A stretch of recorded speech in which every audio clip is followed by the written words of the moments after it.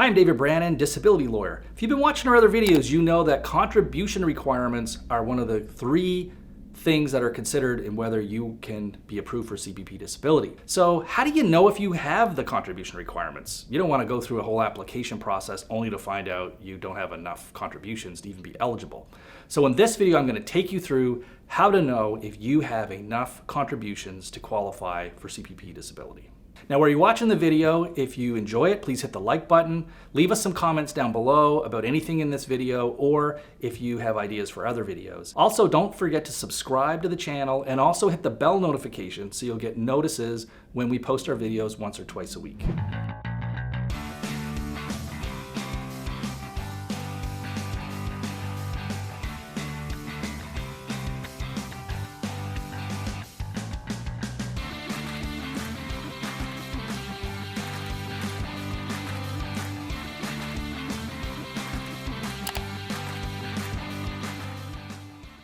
So before we dive into how to know if you have enough contributions yourself, let's just review quickly what this contribution thing is all about. So contributions is one of the 3 criteria for CPP disability. The other 2 are age, you have to be between 18 and 65, and disability, you have to have a severe and prolonged disability as defined by CPP disability. Contributions means that you have to have paid into the program, the CPP program itself.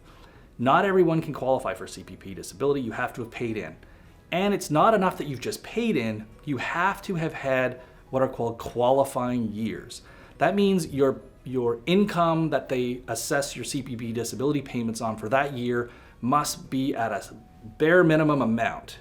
And if you don't cross that amount, then it wouldn't be counted as a qualifying year. Well, in 2020, it is approximately $5,800. In 2019, it was $5,700. So that would mean your reportable income would have to be above $5,800 for 2020 in order for those years to count as qualifying years. So once you know if a year is a qualifying year, you then have to string together 4 qualifying years over a span of 6 years. And then what has to happen then is your disability onset date. That's the date when you first become too disabled to work. Once you have your span of 4 years out of 6, your disability has to start within that period in order for you to be able to qualify for CPP disability. So the most important thing for you to figure out is, do you have any period of time where you had 4 out of 6 years when you made the minimum payments, the minimum qualifying years during that time, and did your disability happen during that period? There are other ways to get qualifying years that have nothing to do with you working. That's very important to know. So there are 3 other ways you can get a qualifying year.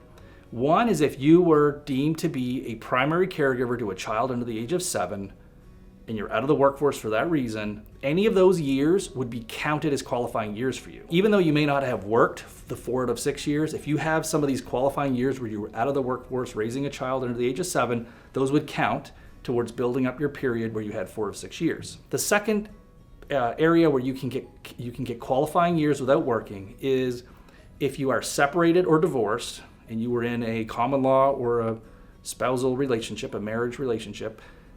You can do credit splitting with your former spouse for the years that you cohabitated. Say you weren't working or your income didn't meet the threshold to count as a qualifying year, they will transfer credits from the higher earning spouse down to the lower earning spouse. And sometimes that is enough to give you enough credits to count as qualifying years.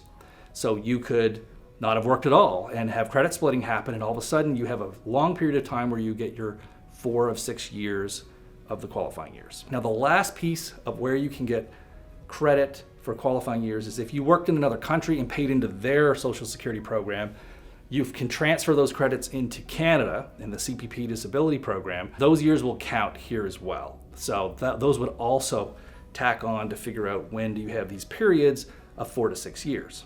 If you've worked over a long stretch of time, there's going to be many kind of back-to-back years and periods of time where you have 4 to 6 years. It's not like there's only one, like they can start stacking up. So all of a sudden you'll have this 10-year stretch where at any point during those 10 years, you had 4 of 6 qualifying years. It's 4 of 6. That means you can miss a couple of years, but if you have other ones on the following up and ones before, you can still get the 4 of 6. So keep in mind that this period of time can stretch out pretty big.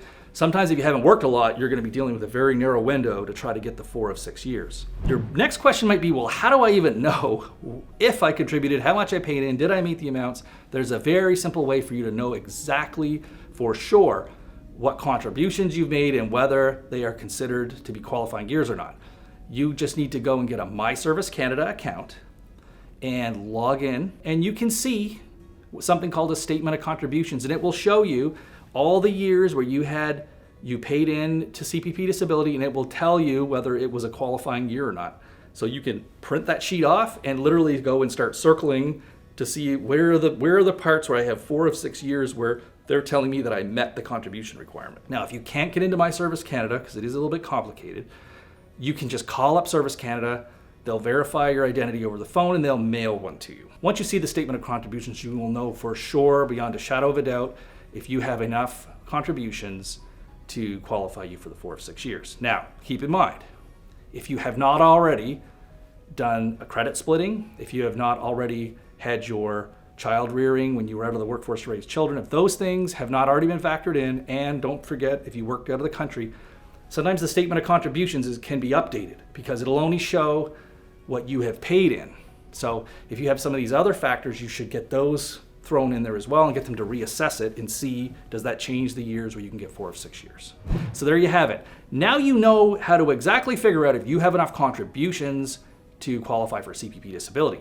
You just have to phone up Service Canada or go online, get your statement of contributions, make sure they take into account all those other 3 factors, like if you have out of the workforce with children, if you have credit splitting, or if you worked in another country. Once you know all those things, you'll be able to tell if you have those 4 of 6 years, and most importantly, that your disability onset is, if the point when you became unable to work falls within that 4 of 6 year period, then you would qualify for CPP disability. So if you liked the video, make sure to go now and hit the like button. Also, don't forget to subscribe in order to continue to get our videos, and also hit the little bell notification button. That way you'll get a notice whenever we post a video. Now, a little challenge for any of you watching this. There is one part that I left out around the contributions, and I want to see if anyone picks it up. If you do, put it down in the comments. If no one picks it up, I'll eventually put it in the comments, but see if you can figure it out.